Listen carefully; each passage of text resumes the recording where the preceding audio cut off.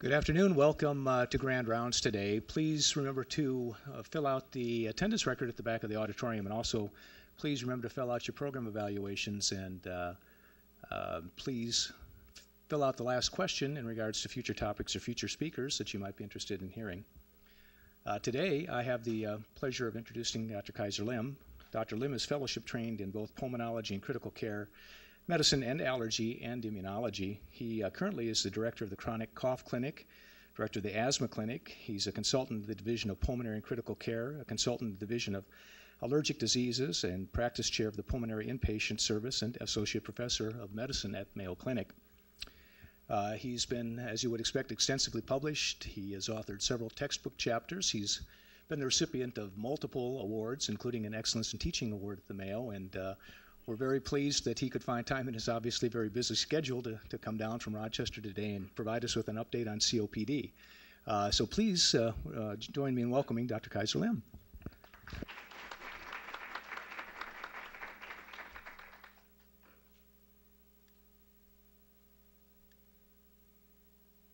There.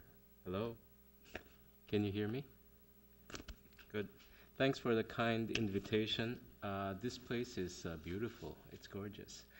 And I appreciate the opportunity to talk to you about COPD. And in case you are not aware, CMS is now refusing to pay for COPD readmission after an exacerbation. It's a 30-day all-cause readmission that they're doing.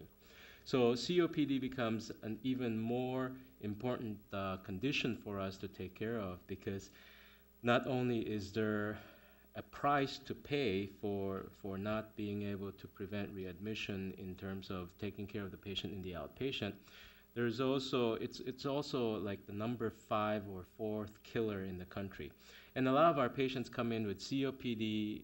When they were younger, they think they'll live forever, so they smoke and they do other things, and they come up with heart failure and myriads of comorbidities. So today I thought that we'd go through a mixture. We'll review spirometric interpretation, look at pharmacology, and then looked at exacerbations, how you prevent it, and talked about some of the other aspects of COPD care. It's a broad topic, and I hope that the segments and subheadings that I chose would be adequate for and will meet your needs. So we'll review the COPD gold criteria for spirometric interpretation. We'll be talking about the importance of staging. Part of the challenge has always been, if you don't adjust the seriousness of the patient, you can't tell whether the medical therapy and the non-pharmacological therapy you're extending is appropriate for the patient. We'll talk about management of exacerbations, which is what kills our patients, what brings them into the hospital. And then we'll touch on rehab, palliative care, and just 2 interesting cases as a show and tell. So here's the first case that I'll start the talk. 75-year-old woman with 6 months of progressive shortness of breath, and she's had 4 bouts of bronchitis requiring antibiotics and prednisone. History of 25 pack-year smoking history, and quit smoking 30 years ago. She recalls prior talk about COPD in the past, and she tells you, I'm so short of breath, I can't finish my walk. I have to stop several times just walking on level ground. On examination, her vitals show that she is saturated, her pulse ox is 86, and on examination there's audible wheezing, and you notice, hey, it takes her a long time to exhale. Now, she's coming to you with frequent bronchitis and shortness of breath, and the question is, how will you work the patient up? Do we have a response? No? I guess not. So, out of the choice, I would say ordering the spirometry is important, and I'll discuss why. But the American College of Physicians, the American College of Chest Physicians, the American Thoracic Society, and the European Respiratory Society have recommended that spirometry be performed because you not only have to diagnose the presence of obstruction, you need to gauge the severity of it because it makes a big difference for the patient. And so if you say, okay, I'm going to wing this and I'm just going to depend on my history and my physical, if the patient tells you that they have more than 40 pack-year smoking history, the likelihood ratio of COPD is 12. That's tremendous. If they tell you, oh, somebody told me I had COPD before, you hear the wheezing, and then you tell them to blow out and it takes them more than 9 seconds, it goes up to 59. Now, if the patient has none of these three things, the likelihood ratio is very low. So just remember, self-reported wheezing, prior history of COPD, the smoking history, and then your expiratory time. These are things that you can use quickly to get a clinical diagnosis. So in this patient, this is the PF, and let me just highlight that this is the forced vital capacity, forced expiratory volume in 1 second, forced vital capacity. And to read this out, first thing you do is you look at the FEV1 over FVC ratio. How much air can the patient huff out in 1 second compared to the total amount in the lung? And so if this number is below the lower limit of normal, it would be abnormal. So you'd say obstruction is present. Part of the challenge has always been you don't know what that ratio is. And I'll show you how the global organization for COPD has come up with a compromise so that it will aid in our interpretation. You then look at the FEV1 to gauge the severity. And so this is how you can tell how severe it is. And if you look at your FEV1, this is the 0.7 instead of the FEV1 being here. So this woman is severely, severely obstructed. The bronchodilator response has two components. One is the FEV1. In this case, it's a 15%, and the FVC, which is 21%. And if you were to say, is there a bronchodilator response, by the FEV1, this is a negative. The reason why is because if you look at the absolute improvement, it's less than 0.2. The reason why is because the machine has a coefficient of variation of plus minus 100 cc. So anything less than 200 could still be the error within the machine. And the bronchodilator is often used as a test. In the 1970s, historically, you would decide who to put on theophylline based on this. But because of the variability, we no longer do that. This is the forced expiratory time, and it took this person 8 seconds and 11 seconds to blow out. For any of you who have ever done spirometry, you'll find out it's hard to do more than 6 seconds if you don't have obstruction. Without air trapping, you just can't blow out that long. So she has very severe obstruction with a positive bronchodilator response by the FVC criterion. Now, this is why the spirometric classification becomes very important. The GOLD criteria has now simplified so that if the ratio is less than 0.7 and your FEV1 is more than 80% predicted, you'd probably have mild. Same thing, less than 0.7, 50 to 80, moderate. Less than 0.7, between 30 and 50. And very severe is less than 30. The reason why I'm showing you is that I want to share with you the fact that don't depend on the bronchodilator response to sort out whether or not the patient has asthma or not. I also want to make sure that we understand that this compromise has also led to overdiagnosis of COPD. So this is a Swedish study wherein they looked at people who are in their 70s and 80s. These are non-smokers. if we apply the criterion for the ratio, they found out that 65% did not have COPD diagnosis, but 25% had overdiagnosis of stage 1, and in stage 2 it's 10%. That's why this is where the controversy is. If your patient is coming in and it's a young feller and you have obstruction, the 70% rule is fine. But if it's an older person, you may want to consider some of the other factors that we talked about, including the pack years, the wheezing, and other parameters in the spirometry and physical. So a significant bronchodilator response suggests she has asthma. Asthma, emphysema, and chronic bronchitis represent a continuous spectrum of obstructive lung disease. It is not recommended to screen all smokers for COPD. Once a person stops smoking, lung cancer risk is identical to a non-smoker after 10 years. I thought this would be a good segue to talk about the bronchodilator response, because this is the result of the UPLIFT study. And you will find that 2/3 of patients had more than 15% improvement. And we in America use percent change. In Europe, they use percent predicted.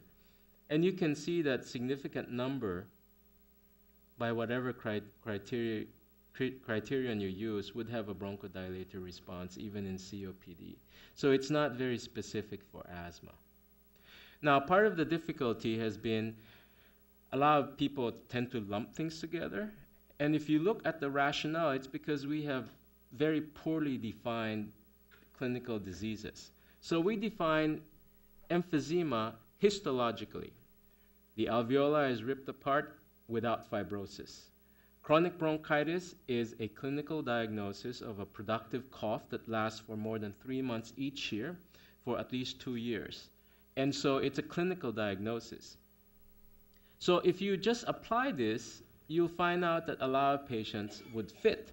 At the same time, asthma does not have a single universal definition. This is from our expert panel, and you can see how it just lists characteristics.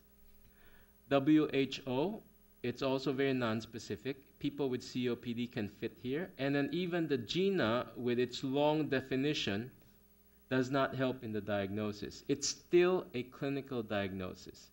And the reason why the differentiation is important is because the expectation in terms of response to therapy. If your patient has asthma, the expectation is that with proper treatment, you will normalize the lung function. 90 to 95% of COPD in this country is due to smoking. In third world countries, it's inhaling biofuel, especially when they burn dung inside huts in, let's say, Sudan or Somalia. And women are not allowed to leave the huts, so they inhale all these biofuel, and they end up with emphysema. So in third world countries, you can get COPD from other causes, but in our country, it's typically from smoking. Asthma is amenable to specific environmental intervention, so allergy and skin testing would help. Prognosis in asthma is much, much better. It's not associated with lung cancer, and you typically do not become hypoxic outside of an exacerbation. And then as far as the timeline of cancer risk, you'll find out that the minute the patient stops smoking, carbon monoxide returns to normal in 12 hours. This is important because carbon monoxide competes with oxygen, so your patient becomes functionally anemic when they smoke. And so when people say cardiovascular risk declines by 20-25% within a day or so, it's because the carbon monoxide is washed out. Typically, it takes 30 years before the baseline goes to normal. And I thought it'd be nice to show you a study from Iowa, wherein you look at women who have, how many years they've abstained from smoking. These are their pack years. And you will find out that the further out they are, the less likelihood they have of getting lung cancer. So it's not a 10-year.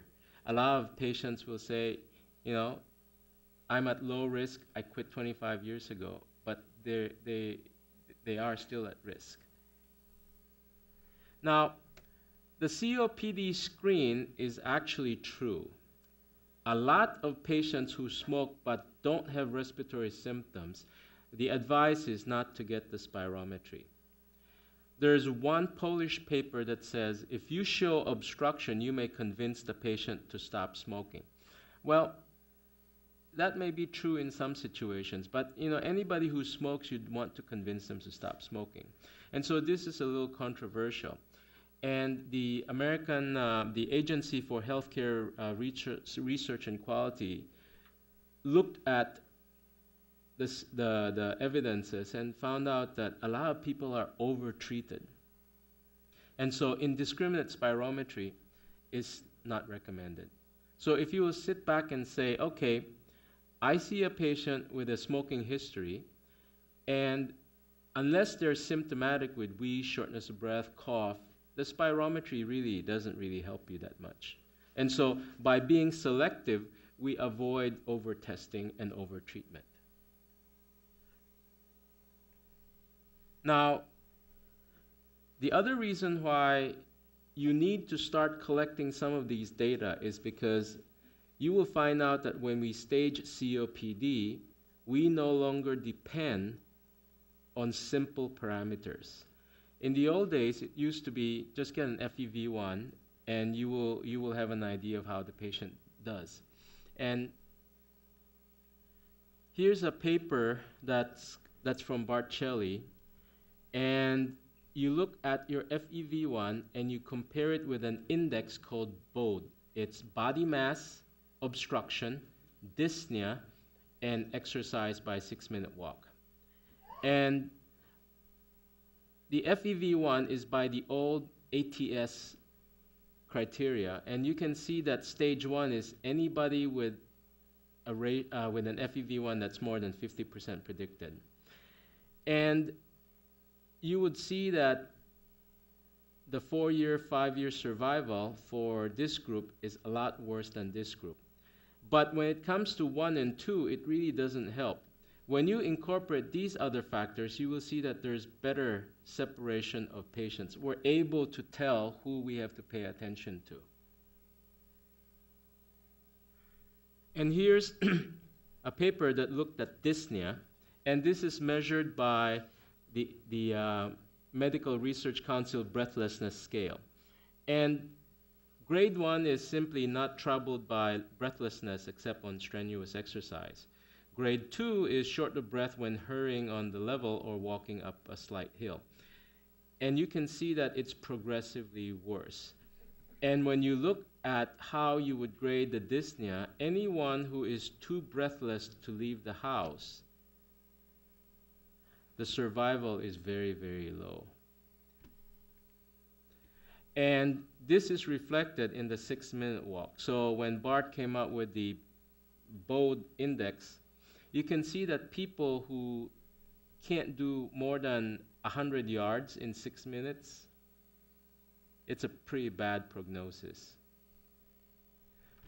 Now, people also have looked at arterial blood gas, and the reason why this was not included is because the ABG has a lot of utility, but for prognostication, getting it on a stable patient may not help you all that much.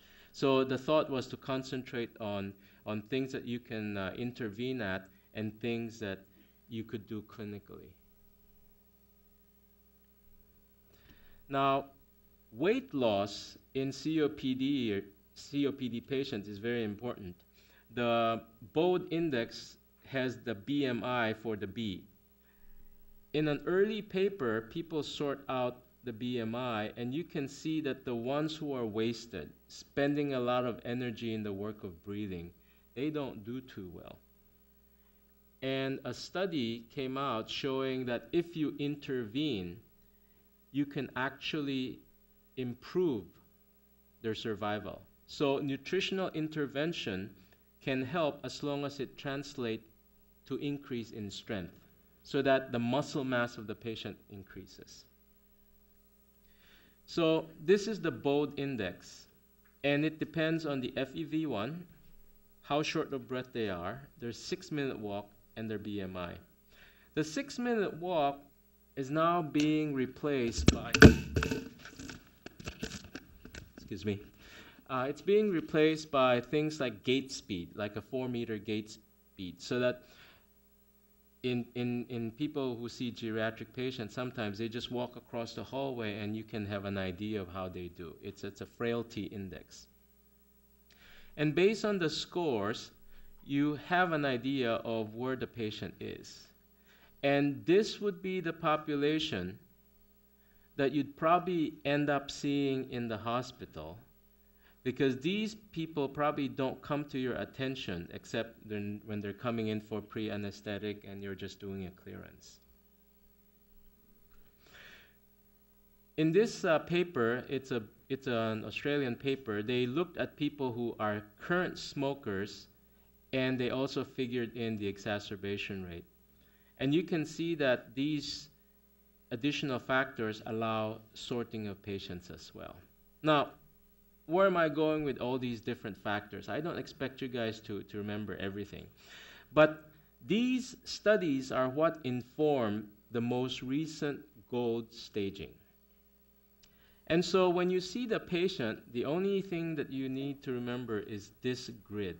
And this slide gives you all the information necessary to stage the patient. So first of all, you look at their spirometry. Our patient, the FEV1 is 32% predicted. So you know that as far as the GOLD classification, patient is number 4. In terms of the shortness of breath, she's short of breath when she walks. So you know that she's in here. So the grid tells you that she's a class D. Now, she gets 4 bouts of exacerbation. So in people who are not short of breath but has frequent exacerbation, then this would also put her in that category. And so if you have somebody coming to you and they say, I'm getting frequent bronchitis, what would you do? So this would be a patient who's never been treated before. And I'll talk about some of these medications. One is long-acting anticholinergic, a long-acting beta agonist, a combination of a long-acting beta agonist and inhaled steroid, a daily antibiotic in the form of azithromycin, and prescribing oxygen. Now remember, she's in stage D, and this is the recommendation. So when you stage the patient, you have a corresponding chart that will inform your therapeutic decision making. The only problem is that in D, it looks like anything goes. And unfortunately, the literature really allows us to sort things out. Unfortunately, there's a lot of pharmaceutical push to consider all these medications to be equivalent to each other. And so if you'll bear with me, I'll just walk through some of the differentiation that will help in our choice. So this paper compared a long-acting muscarinic antagonist, so this is an anticholinergic, versus a combination of inhaled steroid and long-acting bronchodilator. When you look at people with more than one acute exacerbation of COPD, it looks like there was no statistical difference. COPD exacerbation ending up hospitalized, not that much of a difference. All-cause hospitalization, people with the anticholinergic seem to have done a little better. Death, people on this category did better. Need for oral corticosteroids, this category did better. Antibiotics, this category did better. So if you look at the situation, you'd say they're equivalent. This is an equivalent study, isn't it?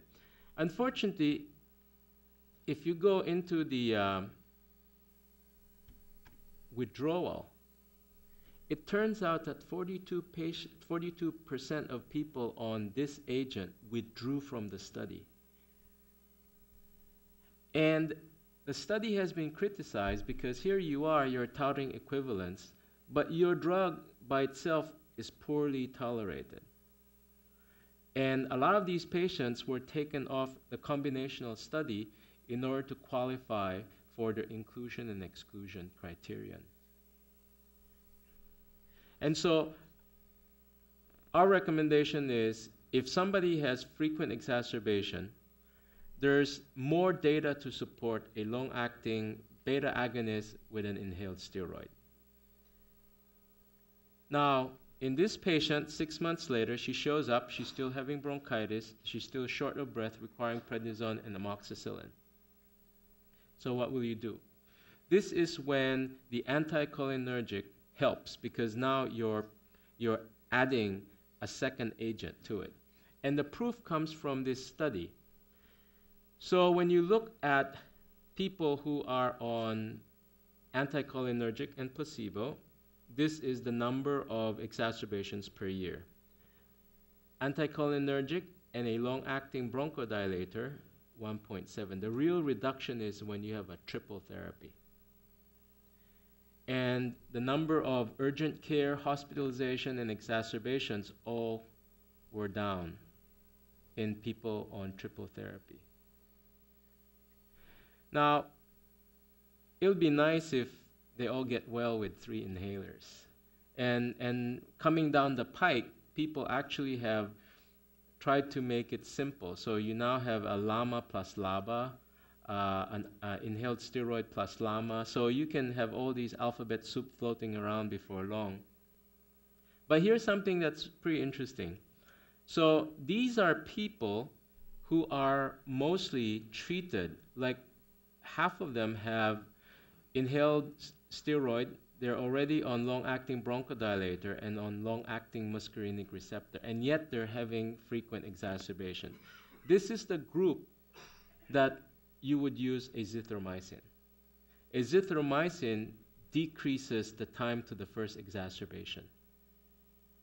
And so if you think about the stepwise approach, the evidence seems to suggest that you can have an additive approach rather than anything goes. Now, the other thing is, of course, her pulse ox was 86%, and so don't forget to just give her the oxygen, because of all the things that you're doing, this is the only thing that's been proven to increase her life. All the inhalers that you give can improve their quality of life, reduce exacerbation. None has been shown to increase survival. And so when you're using these inhalers, not only do we consider the cost, we have to consider the outcome. And a lot of our Medicare patients cannot afford triple therapy. And the important thing is then, it's a discussion as to what we need to do for the patient. So I've included this as a take-home, and I won't read it out for you, but it's included in the handouts that you're getting. So here's case 2, 57-year-old woman. For a middle-aged guy, this is a young age. But she's coming to me with an FEV1 that's only 9%. And this patient is really struggling. Look at the amount of air trapping that she has. Her residual volume is so high. And her chest X-ray shows a flattened diaphragm. The diaphragm has a dome shape, and the muscles are radially arranged. When the diaphragm contracts, that's how you create that vertical axis to allow air to move in. During sleep, the only muscle that's working in REM sleep is the diaphragm. So a lot of these patients then have this difficulty with oxygenation at night. In fact, taking care of her for so many years, you can see that she's requiring 2 liters when she's moving around in 2012. Even when you're supplying her with the oxygen, her 6-minute walk never really improved. And after several bouts of pulmonary rehab, she was just too exhausted, too tired, and too far advanced for anything else. So I brought this slide up so that we know what pulmonary rehab can do. And I'll just go over some of the points so that we know what rehab can accomplish. The struggle that we have with patients is that CMS doesn't pay for this. And so it's coming a lot of times out of pocket unless their private insurance will pay for it. And yet this is one of the things that we can do for the patient that markedly improves their quality of life. Remember we talked about weight loss, 6-minute walk. We talk about their dyspnea scale. Rehab will improve those parameters. So these are what we call modifiable factors. You know, if I cite gender, you know, it's hard to change gender. It's kind of hard to change age. But these modifiable factors you can tap into using rehab. So it improves dyspnea. It improves their quality of life. It reduces hospitalization, even if it's a short-term rehab. Unfortunately, we found out that, you know, when they come in with exacerbation and then you send them home with a prescription for rehab, less than 11% shows up. That's why, as providers, we really need to emphasize to the patient how important this is. As a tertiary healthcare facility, a lot of our patients come from the neighboring areas beyond the 120-mile radius. We can't expect people to undergo pulmonary rehab in Rochester. That's why the local facility and the partnership is just so important in this situation. So that when the patient comes home and you see this request for pulmonary rehab, whether it's a 20-session or 24-session, this is the reason why we are trying to rehabilitate the patient. Part of the rehab program requires a lower extremity exercise. Some of these patients are so frail, you know, they move out of their 2-story houses, they move into single stories because they can't go upstairs. Sitting up from a chair is a difficulty. You ask them, do you need to grab hold of something before you can stand up from the john? And you know, that's a really bad indicator. And so strength training is an important component. You know, even with those elastic bands, it does them a lot of good. What is not included is inspiratory muscle training. So giving the patient an incentive spirometer and saying, inhale and you know, increase your vital capacity with this does not really help. It has to be a heart rate targeted aerobic exercise plus muscle strengthening. So they really need to work on this. And oftentimes a lot of these patients are so depressed, they're very anxious, some of them don't have the resources. And so we need to find a way to be able to meet their needs. So this is the thing that is not recommended for routine intervention. Unfortunately, she's still short of breath after pulmonary rehab. She's had frequent admission. And I just want to touch base on some of the newer things that have come out regarding exacerbation. In 1998, 1999, the VA in Minneapolis came out with the 2-week program for corticosteroids. This came out from the Dutch group, and they showed that in patients who presented to the emergency department or your urgent care or to your hospital or to your office, they all received 40 milligrams of intravenous methylprednisolone, and they only had 40 milligrams of oral prednisone without taper. And you can see that the recurrence of the exacerbation was exactly the same. The FEV1 was exactly the same. And so a 5-day course is actually as good as a 2-week course. Typically, we will say, do this for 5 days, call. If you're not better, then you may require another 5 days. So that would be a judicious use. You don't really have to taper. You know, a burst is fine, but if you're tapering this over 2 to 3 weeks, you actually may end up hurting these patients because prednisone, as a catabolic hormone, starves the muscles. It's part of the fight or flight reaction, and so it tries to enrich the bloodstream of sugar so that it can feed the heart and the brain. So when you're running away from the saber-toothed tiger, you've got fuel to burn.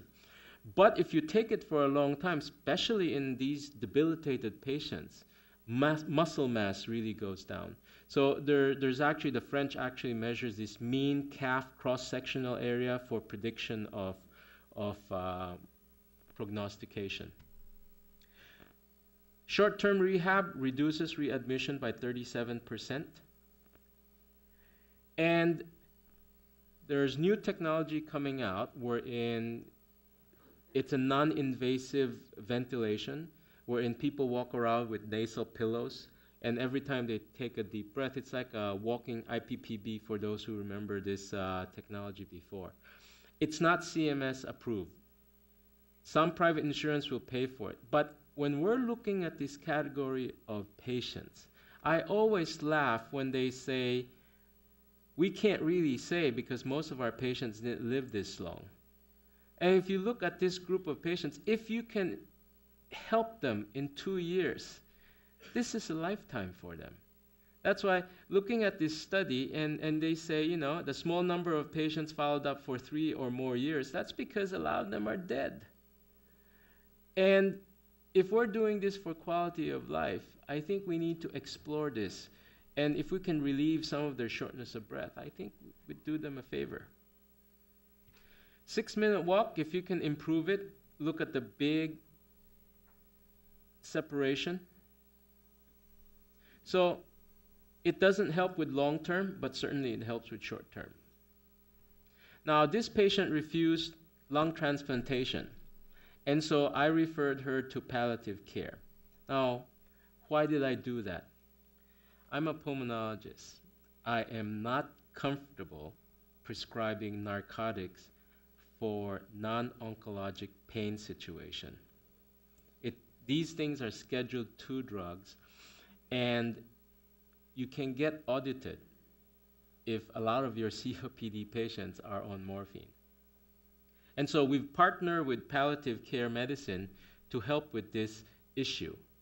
And so when you look at when to ask for palliative care, it turns out that we cannot predict who will go. Age more than 65, how severe the FEV1, the mean thigh cross-sectional area, which I talked about, shortness of breath, an exercise study, their St. George total score, and I meant this to be a question. They've never been prospectively validated, but 3 to 5% of hospitalized patients with exacerbation die in the hospital. 13% are dead within 6 months, 31 within 2 years, and by 5 years, around 40%.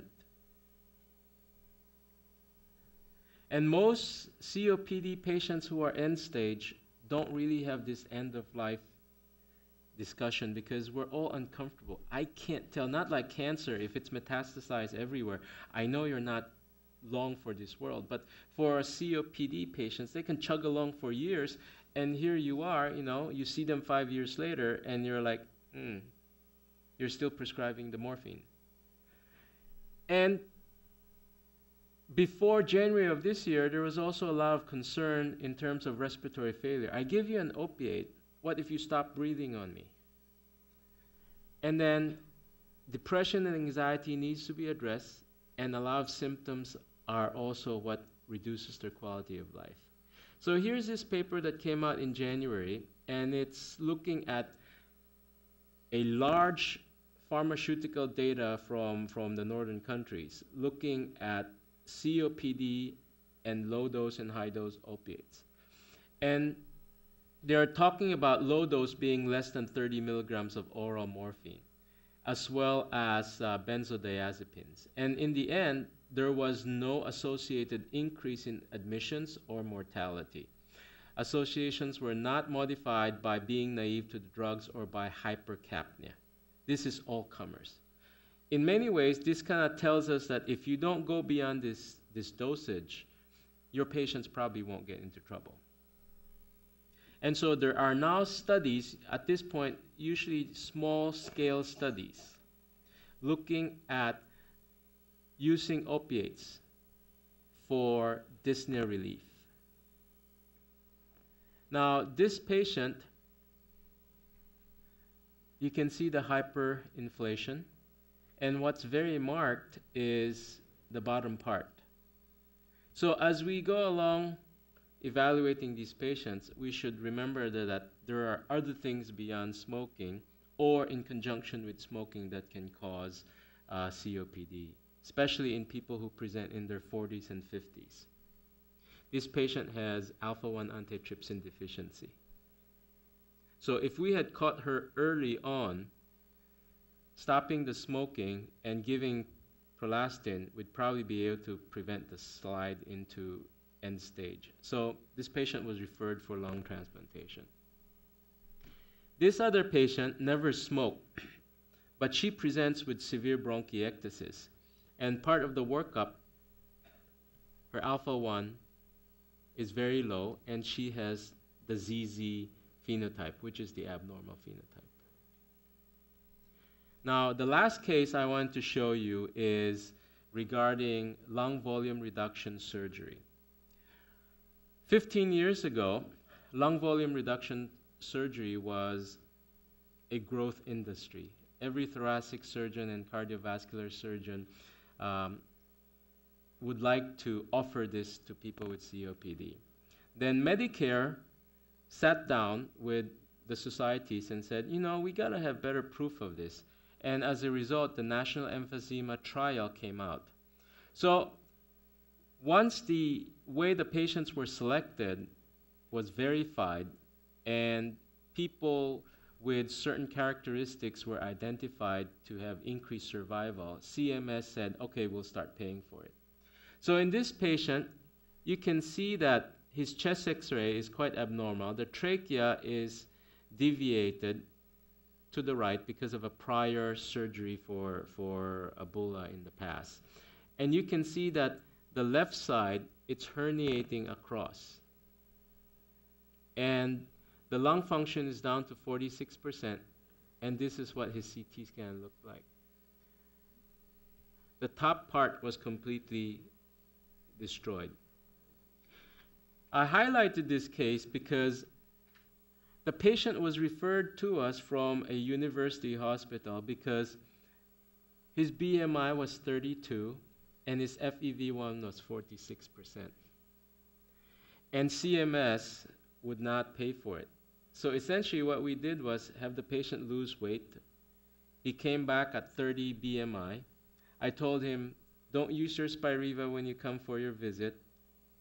And he clocked in at 44%. And this is what happened afterwards.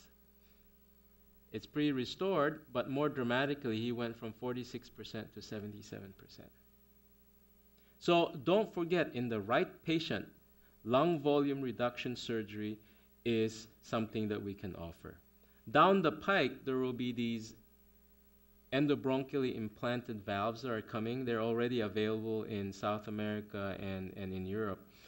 And when they're available, we will have more mechanical stuff to offer our patients. Okay? So I touched on the gold interpretation of spirometry. We talked about the staging, prognostication, management of exacerbations, stepwise, lending some clarity to how to approach stage D patients.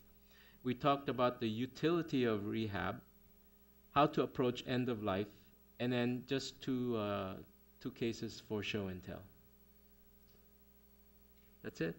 Thanks.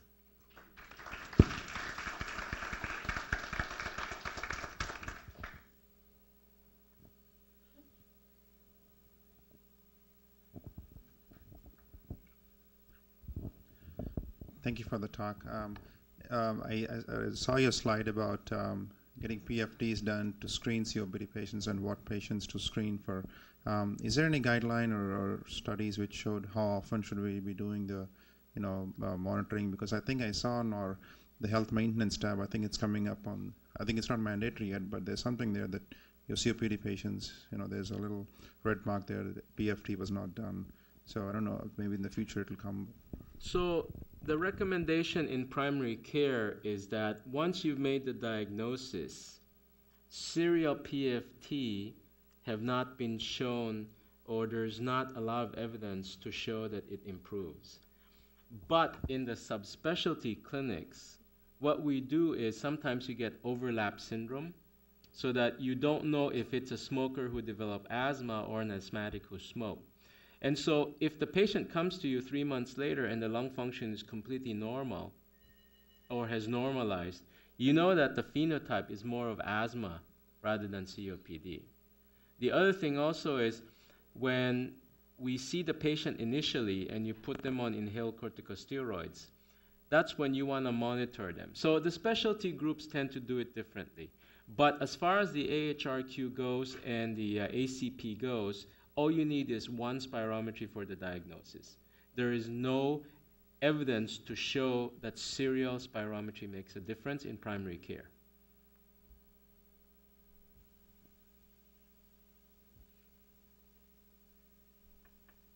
Yeah.